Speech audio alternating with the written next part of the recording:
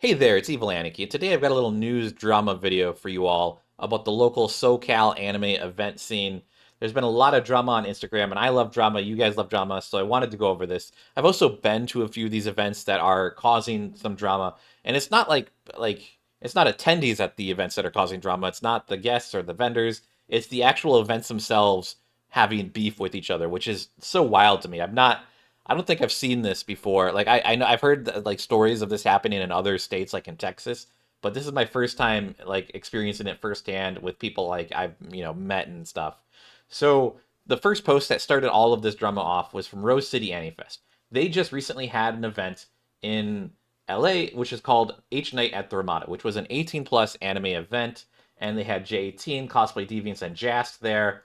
And they had this bunny girl lounge, which they had to remove all of the stuff from social media, and we'll get into that in just a second. But yeah, let's go into their post here, which started this all off, and they posted this a week after their event. We initially considered leaving this issue alone, but we feel it's our responsibility to warn other local event organizers and vendors. A day before our event, we received a cease and desist letter from Playboy regarding the cosplay outfits of our hostesses in our bunny lounge. Apparently, the Playmate outfit referred to as a mark is copyrighted, and they demanded to remove any likeness or resemblance of it from our social media, which is wild to me. I didn't realize that Playboy had a copyright on the bunny girl outfit, which or the Playmate outfit, which is wild. And uh, yeah, you can see here. Here's a bunch of the posts. They had to take all of these down. Well, most of these down. What the saboteurs didn't anticipate was that Playboy's legal team included screenshots sent to them. These screenshots revealed that they were sent by organizer of Kazuko, a Tune in Tokyo event that took place on the same date as ours, and basically saying rather than make a good event, they decided to uh, derail theirs. They ended up canceling their event due to third party, complications, quote unquote. We suspect they couldn't secure vendors or attendees. I mean, that's speculation. Um, Discovering who was behind this cowardly act left a foul taste in our mouths, especially since we had previously met them and they were cordial towards us. They claim to support the AAPI community, but in reality, they are culture vultures. I'm not going to go into that part because I don't know. This is complicated. So basically, they're accusing this person right here, as you can see here with this little yellow icon, of sending these screenshots to Playboy, which is this is Raijin, and he is the creative director, I'm assuming, or designer for Night Shift USA and Kazuku Festival. And if we go to Kazuku, it is this is their page. They had an event that they ended up canceling a week in advance. That was on the same day as the Rose City Anifest H Night. And as you can see here, is produced by Night Shift and Tune in Tokyo, which this is important. So we'll get back to this in a second. But yeah, going back to the Rose City post here, not only did they try to get our event canceled months in advance, but they tried to. But on the day of the event, they also called the city with complaints and further attempts to shut us down. This has made us hesitant to organize future events, which just kind of sucks. So this was like this Rose City event was the first 18 plus like big. I wouldn't say bigger, but like larger, smaller event. I don't medium sized event in the LA area that was like actually geared for 18 plus. So you had to like show an ID and you had to say that you're 18 and like which is nice because a lot of these events like they have like small little pop-ups or like dance parties, which I think Tune in Tokyo is kind of known for is they do like little like dance party, rave party type things in the LA area. I know Tune in Tokyo does a lot in the LA area in general. But we're going to go into the next part of this. So all this came out and they were like bashing each other. And then Tune in Tokyo came out with a statement to defend themselves. And this is from just a few days ago. So too long didn't read here. I'm just going to go off this. We were falsely accused of attempting to cancel Rose City Anifest. We had no hand in reporting their trademark infringement. Kazuku is not owned by Tune in Tokyo. Our founder, blah, blah, blah. So they're saying they don't own it. Let's see here. They got anything else here?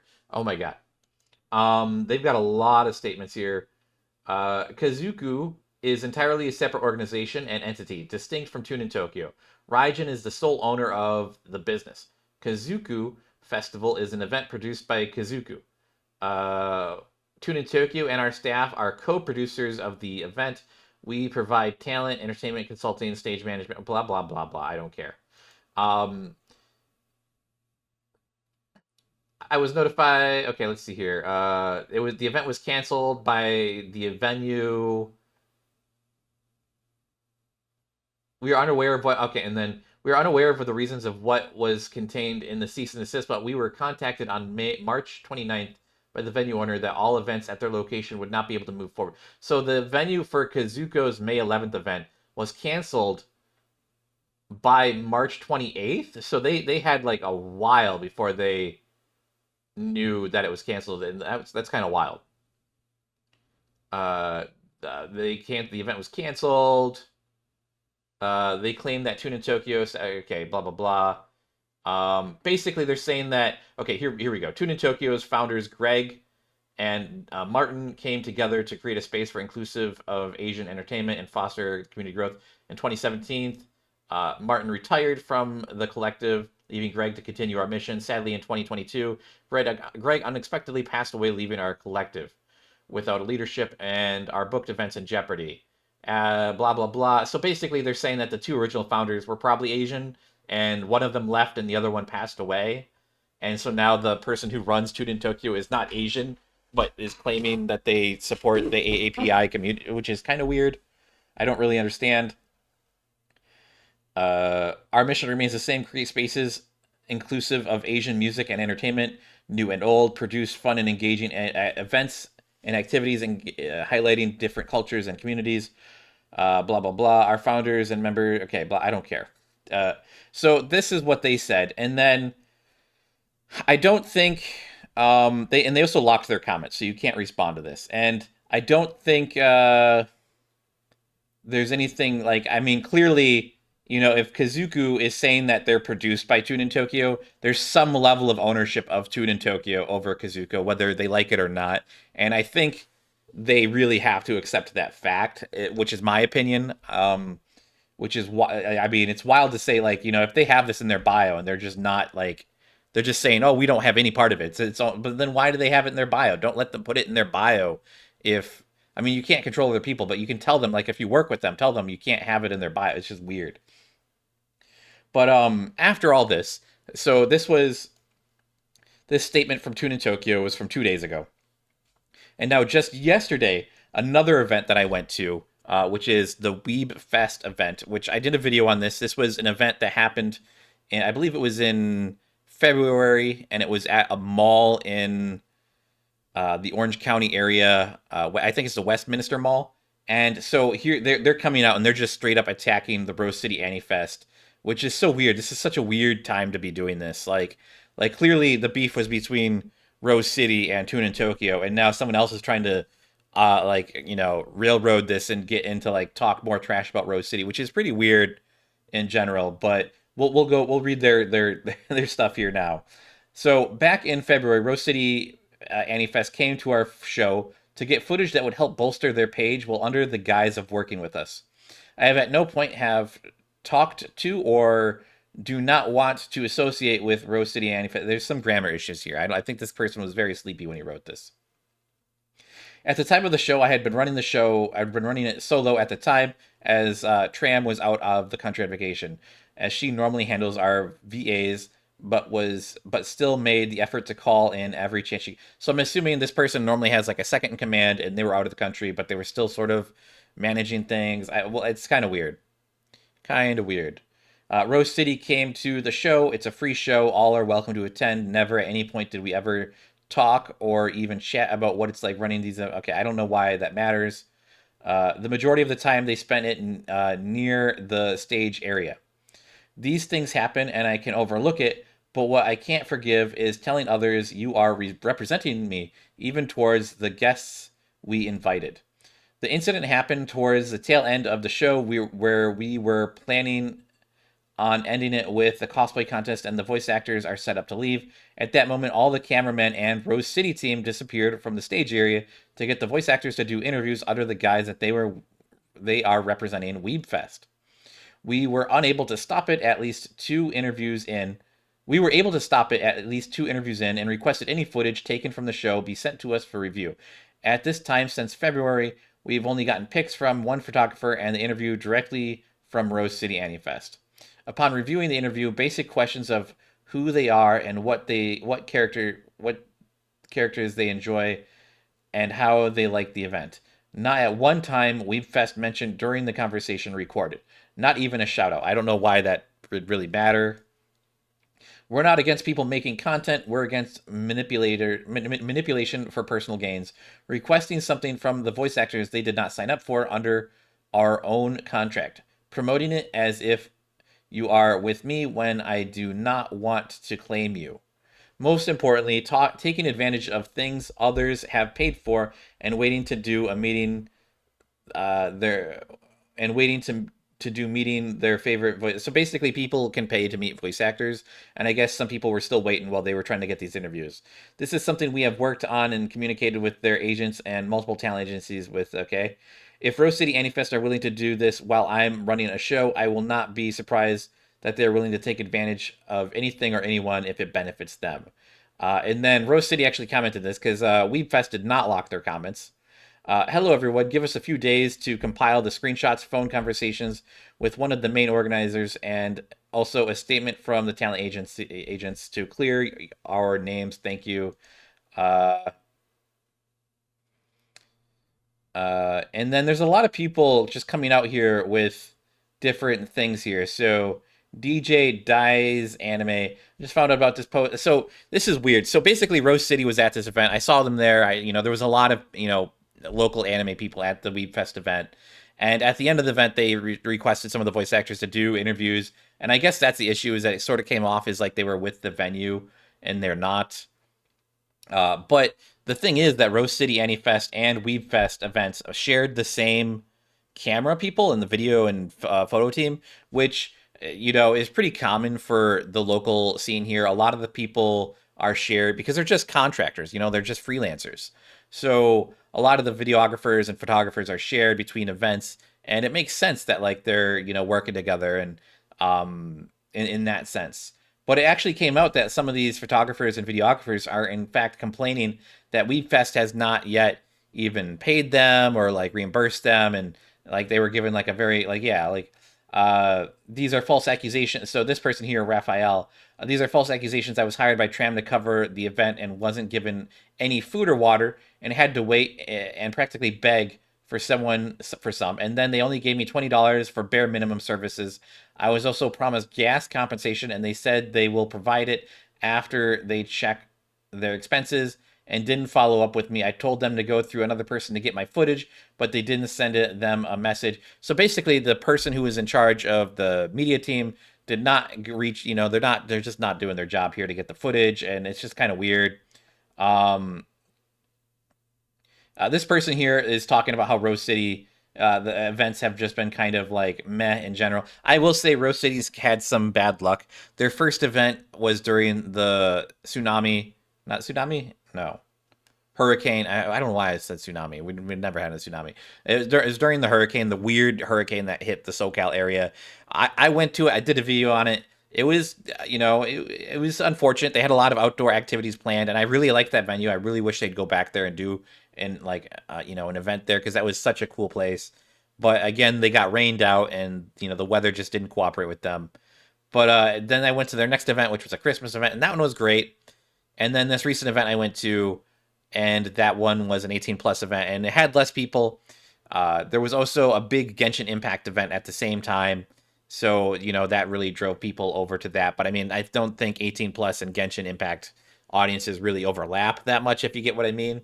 I mean, I think a little bit, but I think most of the people at the Genshin event might have been under the age of 18. So I don't think it really mattered all that much in the long run. I will say this drive, I might do an update video on this, but this is where things are standing right now. I think Weebfest came out and started making more things. Yeah. And okay. Oh yeah. Here's another thing. So they made this video. Let's see if we can listen to this.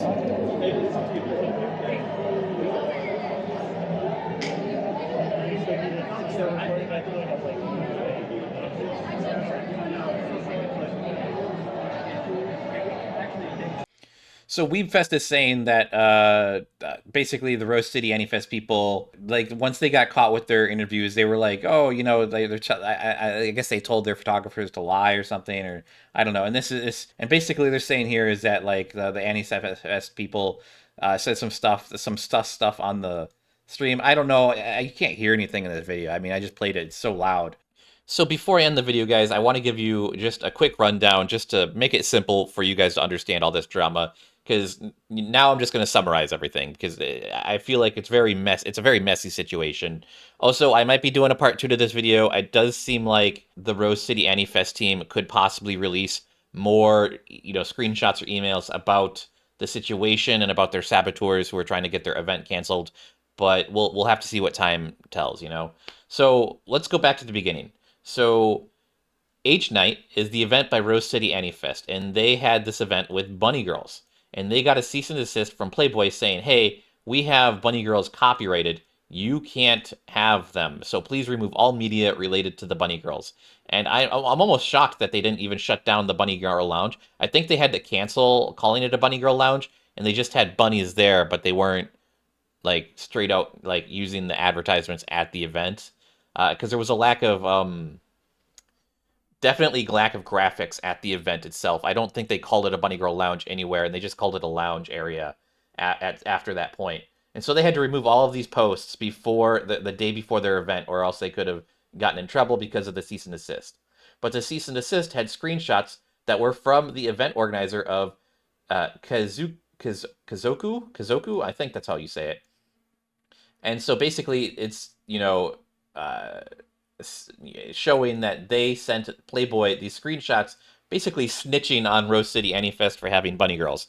I think this is a weird thing to do, especially if you're having a competing event on the same possible date. It makes you look real bad in the event space. It makes you look kind of shady, and yeah, it's not a good look. So after the H Night event, Rose City comes out with a post, and they're like, "Hey, Tune in Tokyo and Kazuku, tried getting us shut down, and they sent, they basically caused all of this drama with Playboy." And yeah, so they had this big statement, and they made a bunch of allegations against Tune in Tokyo and Kazuku, and Tune in Tokyo was like, nah, fuck that, yo.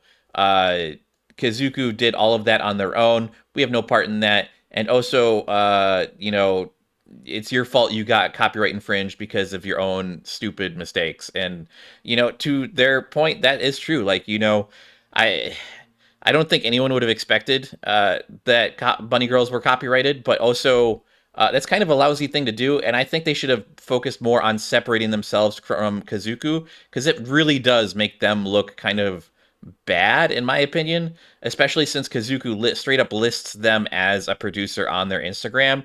And they're basically saying this person did it on their own, but also you're listed as producers. So that means you have some control over their organization. And I get that it's an individual and not the organization, but at the same time, I think like we're all in a small LA area, and this person is probably going to have a hard time.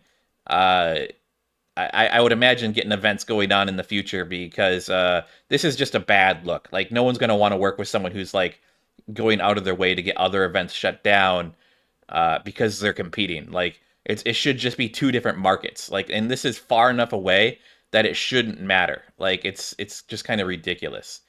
But after all of that, this was the main drama, right? This was the big drama that happened leading up to H Night. And after all of that, after this drama came out, Weebfest came out and said, "Hey, we had voice actors at our event, and Rose City Anyfest team came and they were like trying to do interviews, and we had to like find out and stop these interviews because it's not like in their contract. But also they came at like the end of the event, so like I'm assuming towards the end, and they're saying like, oh, people are waiting for autographs, and it's just taken away from the experience, and also they didn't sign up for this, and it also seemed like Rose City Anyfest was marketing themselves as part of like working with Weedfest when they're not. And I think a lot of this issue comes from the media team. So the media team was actually shared between events. So Weebfest and Rose City Anyfest both use some of the same freelancers to do, photos and videos for their event. And because the media team was helping out with the interviews at the end of the event, right? Like, so I'm assuming Weebfest had this huge list of things that they needed, but they also didn't say that they couldn't do things. And basically Weebfest was saying like, yeah, but they also lied, and like they were just being sketchy about it. But also the media team made out all these claims saying, "Oh, Weebfest, they were supposed to stipend us gas, and they were supposed to give us food and water, and we had to beg for food and water." And I mean, that's on top of not getting paid. So I don't know if there was any financial, responsibilities, but it seemed like like the media team was basically working for, pretty, cheap. And it just seems bad, on the Weebfest side. It makes Weebfest look really, really petty to come out and like do this. I mean, is Weebfest going to come after me because I made a video uh, about the cosplay contest, like, or because I film cosplayers at the event, like it's a free event, so it's just weird that they're like coming at people and saying like the voice actors have their own free will to say no to an interview. Like I mean, I get if they like assumed that they were with Weebfest, and it seems like the voice actors kind of thought that, but also at the same time, like a lot of people assume a lot of things, and that's not anyone's fault besides the person getting interviewed. And even the Weebfest team said the interviews were pretty basic, but the biggest issue was that we didn't get a shout out in the interviews. And to the credit, Rose City Anyfest, when the interviews got shut down, because they did complete a few interviews before they got shut down from doing more interviews, they actually sent the footage that they did for the interviews to Weebfest. And even Weebfest was like, yeah, the interviews were pretty basic, but they didn't shout us out. And like, that's a weird thing to say, because I don't go around when I'm filming vlogs and saying like, "Oh, shout out to AniFest," or shout out to, Anime Expo, or shout out to ALA. Like, I don't do that. Like, that's just a weird thing to do. You sort of tag the location in the video, or you put it in a graphic, or like it usually happens in the posting or the editing. Like, you don't really talk about it because you want the content to be a little bit more interesting. Like no one's gonna want to watch my videos if I started off each video saying shout out to Anime Los Angeles and shout out to Anime Expo. If I did that at the front of every video, everyone would tune out. That's just so weird. But I get, though. I mean, I can understand that it's weird, like from like a viewer perspective. Like, it's like, oh, we needed a shout out, and yeah, I don't know. It's weird. But yeah, that's where we stand right now. I think these two people, right? I think there's a big divide right now between Rose City Anyfest and basically everyone else in the event space area, and it seems really likely that like these people right here are like I wouldn't say cahoots, but they're like they're taking each other's backs, like they're backing each other up. And it's a little sketchy in that sense, especially like in the small event space of, LA. I get it. I totally get it. But like, yeah, I don't know. And I'm going to be having a video about Rose City Anyfest's H Night event. I do think there was some downsides to their event, but also there was a lot of downsides to Weebfest too. Like, they had shitty bathrooms. It was disgusting. There was people skateboarding and biking inside the mall. It's a mall, so you have to deal with all the teenagers. I actually saw a teenager heckling one of the cosplayers, like rudely heckling. They basically like straight up like were hurling insults at him across the mall. And I don't think the guy really like paid them any mind or even noticed, but like I saw it and it was just rude. Like, this is the Westminster Mall, bad location for an event. Like, really cool that it happened, but like all the teenagers, the unruly teenagers there were pretty disgusting. Like, I went to go use the bathroom, and like there was a group of teenagers taking photos of each other like in the stalls. It was just weird. But yeah, that's gonna be it for this video. Again, I might do a part two. I don't know. Thank you for watching. Please like and subscribe if you like this. I'm going to be covering some more drama type videos if this does well. Because, I mean, Fanime has a whole cancellation Instagram, failed by Fanime Instagram. So I might do something on that. I don't know. But thanks for watching. I'll catch you guys in the next one. Bye-bye.